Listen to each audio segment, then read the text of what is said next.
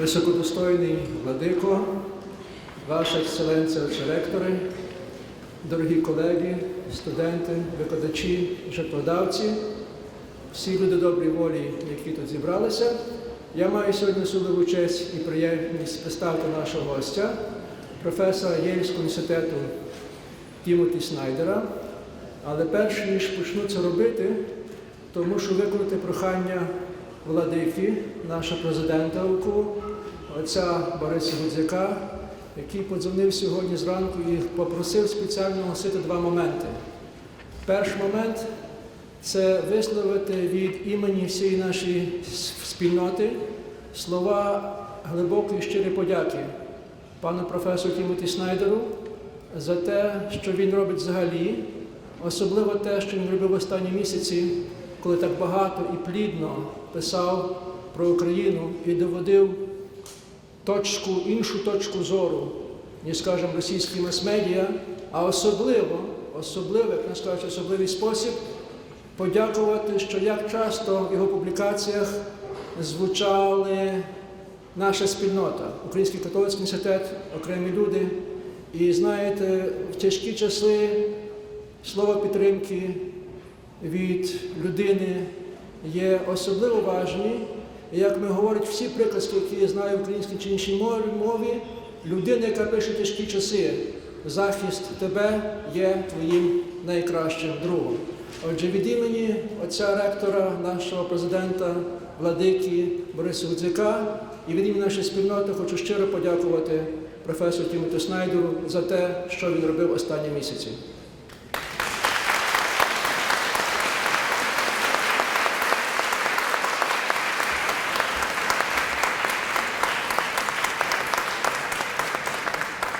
А друга справа, яку ми просив підняти наш владика, вже не є така, як би сказати, формальна, а дуже особистісна, але дуже зворушуюча.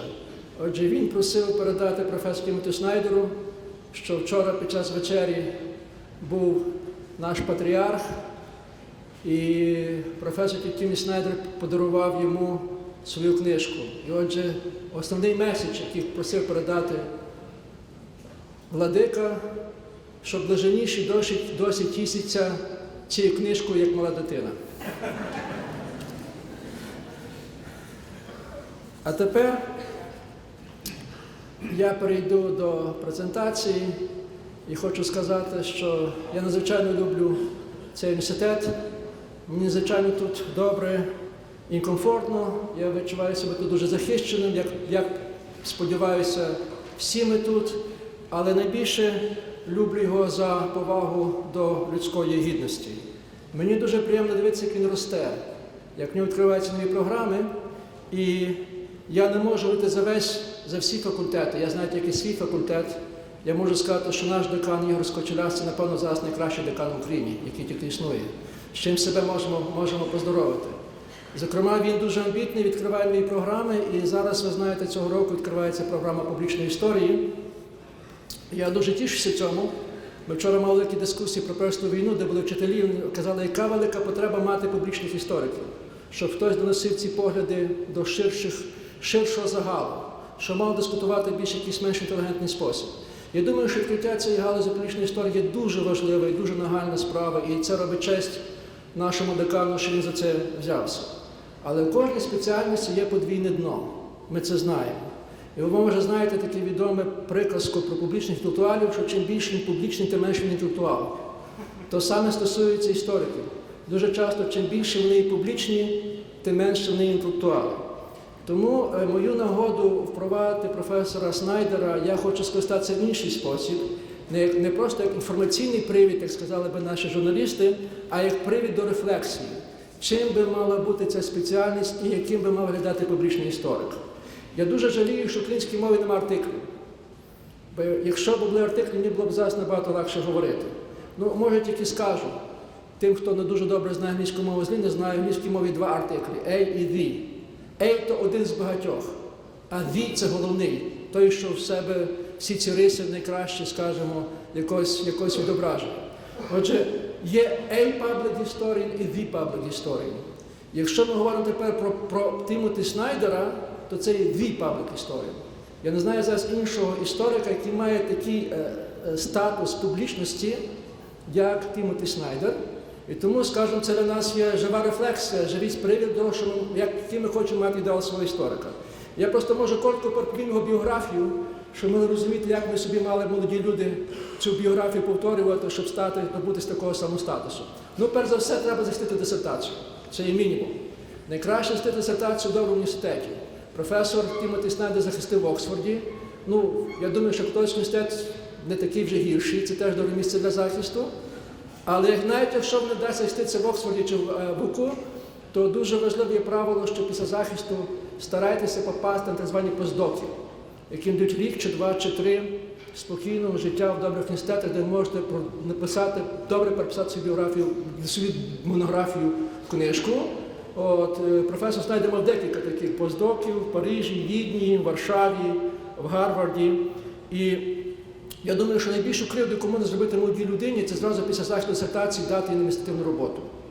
Бо це те, що може потім її загубити як науковця, хоча може зробити з нього доброго адміністратора.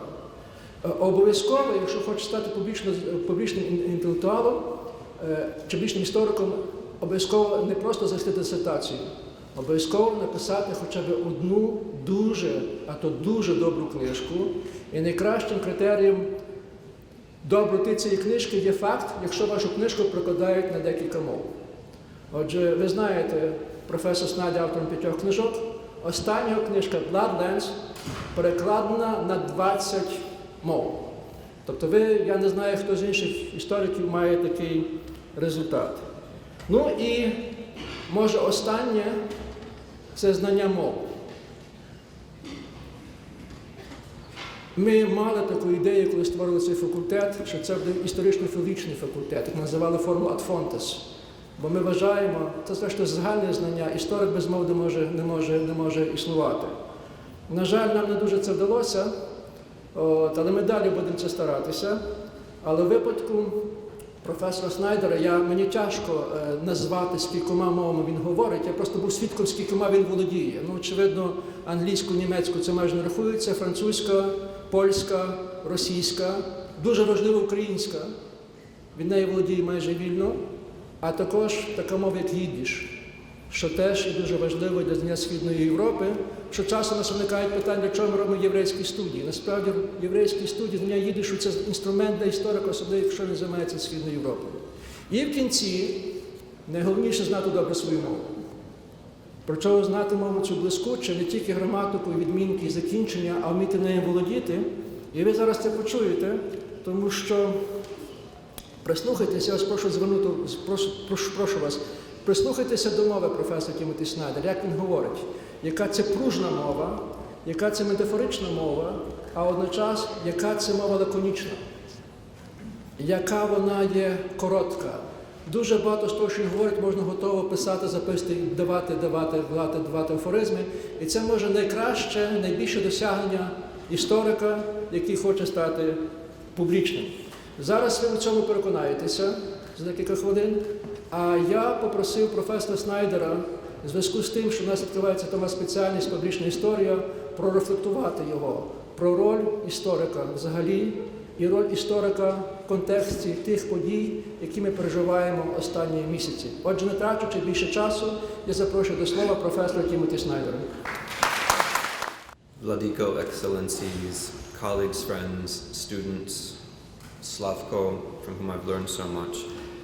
It's an honor to be invited, and it's a pleasure to be able to give this inaugural address.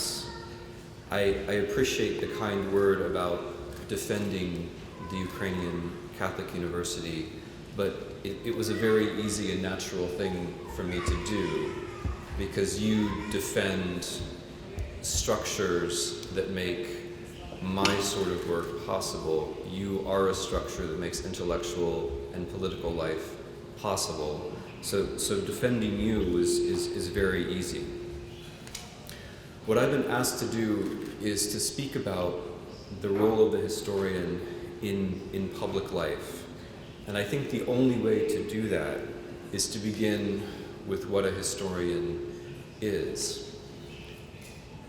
A historian is a seeker after truth. He does not possess truth. He does not necessarily find truth, but he is a seeker after truth. What we can learn, of course, even in the best of faith, even with optimal efforts, even with the best of methods, is limited. Leszek Kołakowski, the great Polish political philosopher and thinker, a figure who you should come to know if you do not, said this in connection with the German philosopher Husserl, that you can try and try and try to find a method to reach perfect truth on earth, and you will always fail. But this does not mean that the effort is not worthwhile. In fact, the effort is all that we have. You will know Paul's first letter to the Corinthians. On this earth we see as if through a glass, darkly. When a historian does arrive at truth, when a historian is confident that he or she has found truth, the truth that he finds is usually small. The world is full of claims of large truths. The world is full of claims to certainty. The world is full of claims to systematic knowledge. The world is full of claims to predict the future. The truth that a historian finds is usually small. It's usually a small moment where a historian recognizes that documents reinforce each other.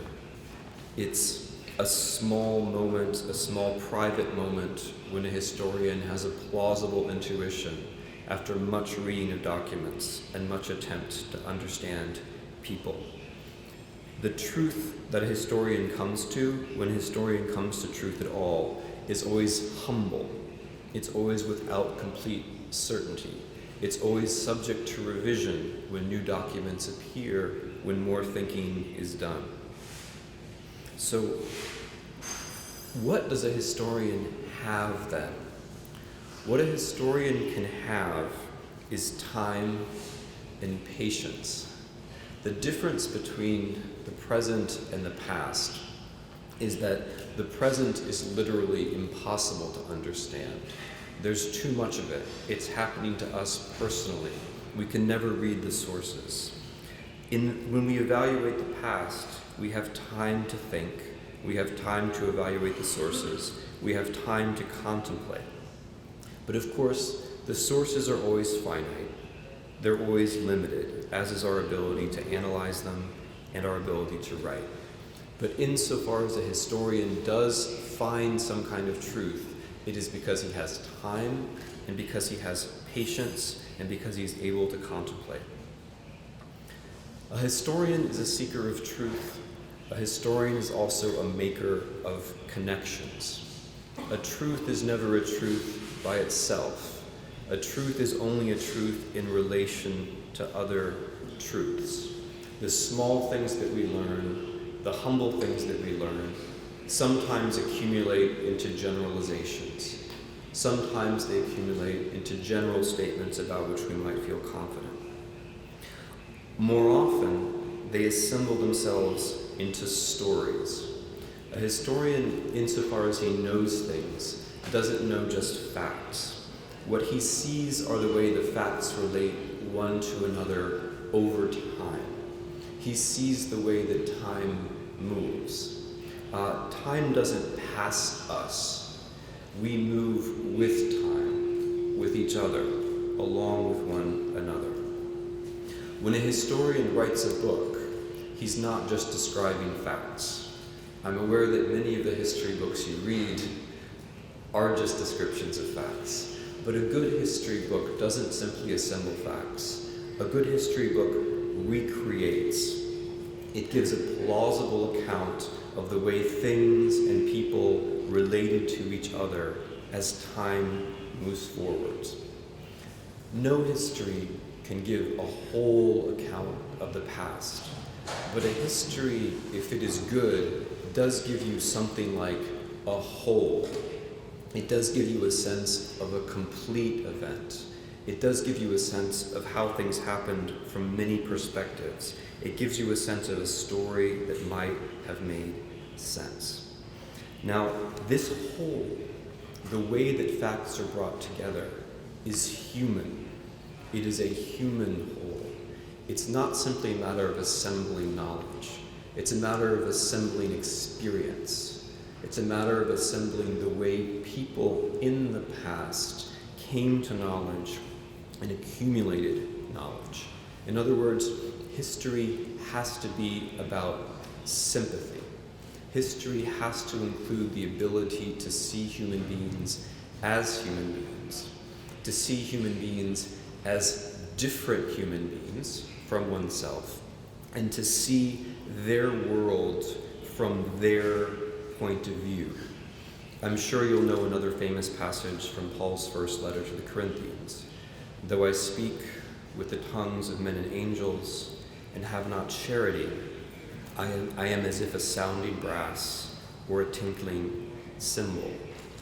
Коли я говорю мовами людськими та ангельськими, та любові не маю, то став я як мід та дзвінка або бубон худячий. Without love in the sense of seeing things from the point of view of the other, without love in the sense of understanding other human beings as equally human, history becomes impossible. The connections that are history become impossible to see and impossible to make. So if a historian is a seeker of truth, a seeker of impossible truth, and a historian is a maker of connections, what can a historian do in the present? I've just said that everything a historian can do has to do with time and contemplation and sources and humility. We only have that when we think about the past. What then can a historian do in the present?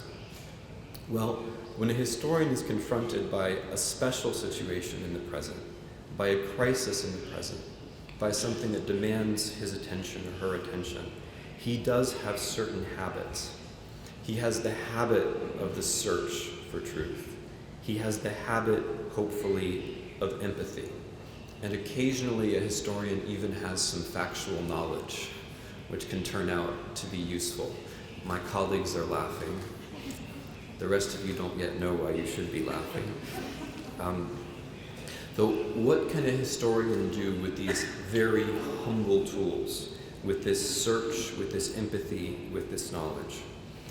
What we can't do is we cannot predict the future. Much as we are asked to do so all the time, we cannot predict the future. We cannot even predict the past, right? If you ask me what happened in 1649 in a country on which I'm not a specialist, I cannot predict that any more than I can predict the future. We can only understand the things that we do understand. But what we can sometimes do in the present is that we can exclude possibilities. We can say that certain things are not happening. And this very limited ability can sometimes be very important. Let me try to explain what I mean. The world of what is possible is vast. But the world of what is impossible is vaster still. Sometimes what a historian is able to do is make a distinction between what might be happening and what is certainly not happening. This is what Isaiah Berlin, another outstanding East European thinker who you should come to know if you don't, called the sense of reality. The ability to resist the impossible.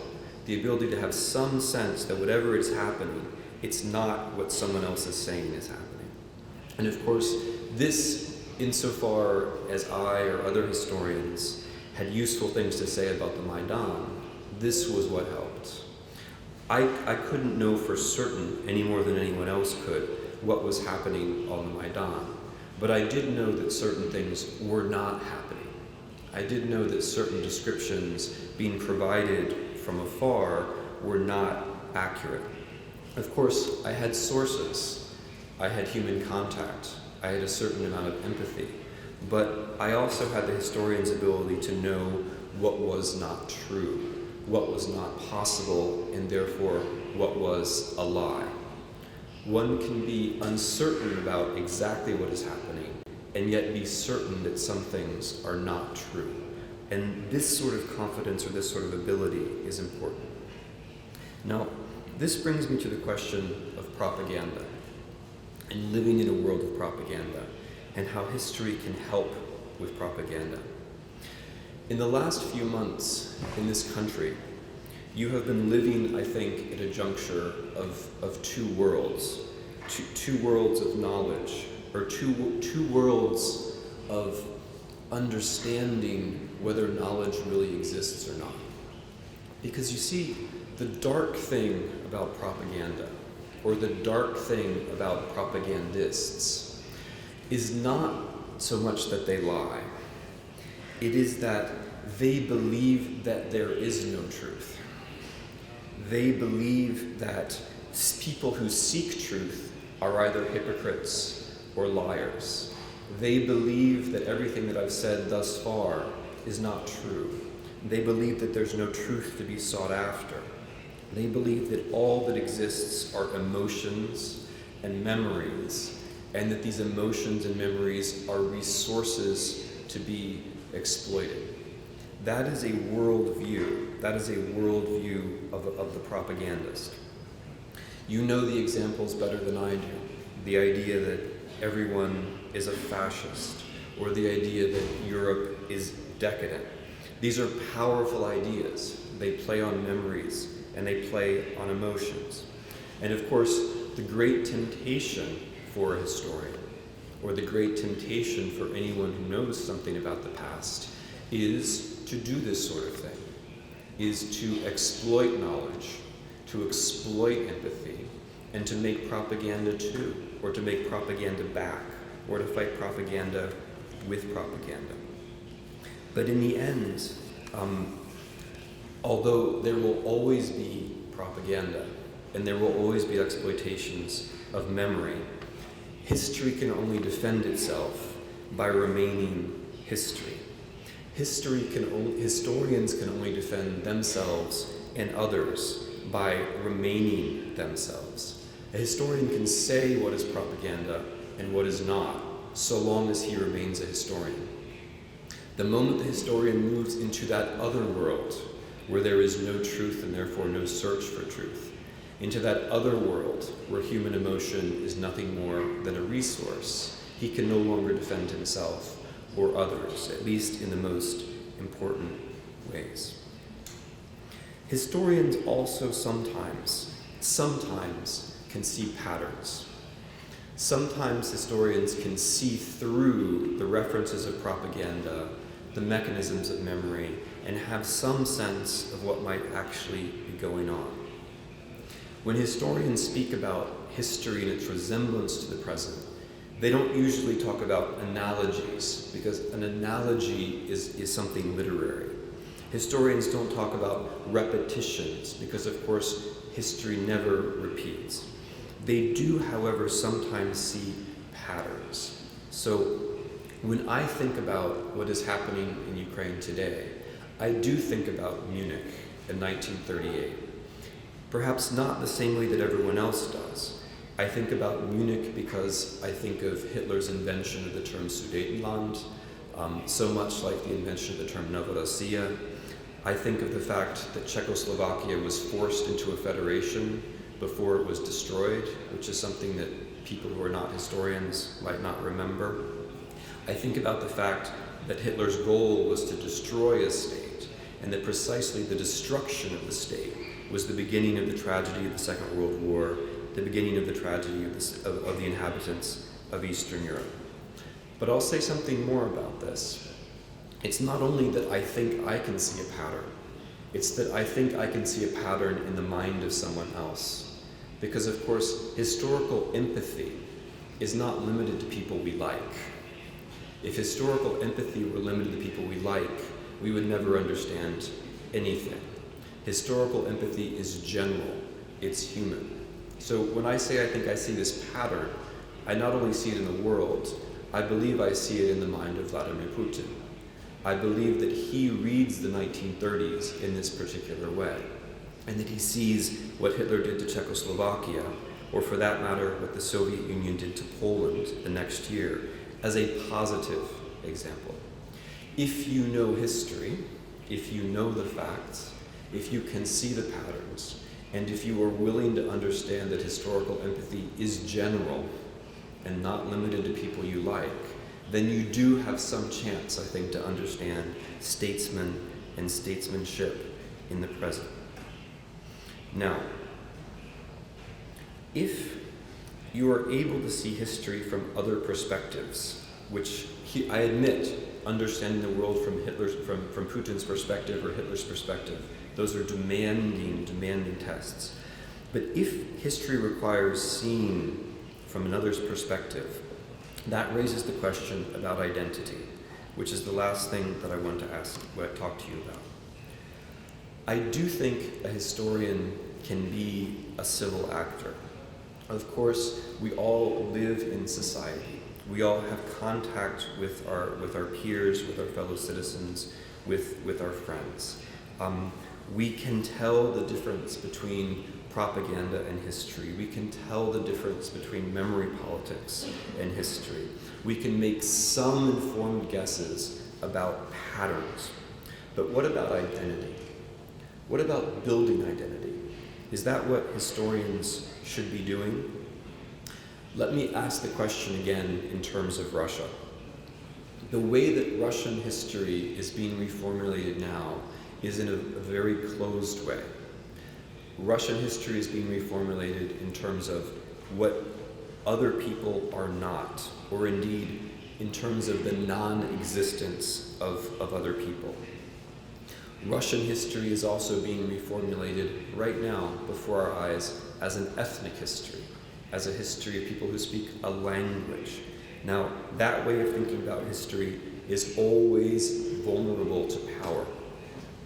If I can tell you who you are because of what language you speak, then I have power, and you cannot define yourselves. So there are closed ways of defining history. There are limited ways of defining history. If we think that these things are bad for Russia, then we should think that generally they're bad for everyone, which I believe is right. I think that insofar as historical work has something to do with identity, it is insofar as we understand that identity is a result of choices, identity is a result of actions, identity is a result of ideas about the future which can come to be shared. And this is true in the past as it is true in the present. There is no moment in the past where there was a golden age of Ukraine or Russia or any other nation. There are moments in the past when people strove to be Ukrainians and thought about what Ukraine in the future would be like. That is what the history of the nation is. It's a series of attempts by individuals to imagine how they might be together in the future. That is what the history of nations are. Now, insofar as this is true, this means that the historian of the nation, a historian even concerned about the nation, has to be open. Insofar as a historian is building anything, the historian is building by way of making contact, by way of learning, but also by way of making contact with others. History cannot be about oneself. You cannot write your own biography. You're not qualified to do so. Only with the help of those who know you and love you and don't love you can you write your biography. The same is true for the history of the nation. It cannot be done on its own. It can only be done in contact with others. The only way to make sense of the national history is by way of contact with others. For now, we see through a glass darkly, but then face to face. Now I know in part, but then shall I know even as I am known. Отож тепер бачу ніби у дзеркалі, в загадне, але потім обличчям в обличчя, тепер розумію частинно, а потім пізнаю, як і пізнаний я. I wish you a good year of knowing yourselves and others, a good year of patient work and fruitful connections. Thank you very much.